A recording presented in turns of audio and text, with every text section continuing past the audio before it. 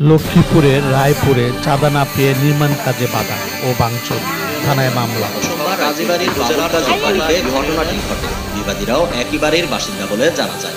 ভুক্তভোগী বাবুল কাজী ও এলাকাবাসী জানায়, বাবুল কাজীর ক্রয়কৃত সম্পত্তির বাউন্ডারি ও ভবন নির্মাণকালে শ্রমিকদের মারধর ও ভবনের নবনির্মিত পিলার ও বাউন্ডারি ভাঙচুর করে এবং তার পরিবারকে ভয়ভীতি প্রদর্শন করে ওই বাড়ির খোরশেদ আলমের ছেলে রাশেদ আলম, সুজন, শিপন ও পলাশসহ 20 থেকে 25 জনের একটি সংঘবদ্ধ বাড়ি। ভুক্তভোগী বাবুল কাজী জানান, আমাদের ক্রয়কৃত ও পৈতৃক সম্পত্তি আমরা সীমানা প্রাচীর ও নতুন ভবন নির্মাণ কাজ করতেছিলাম।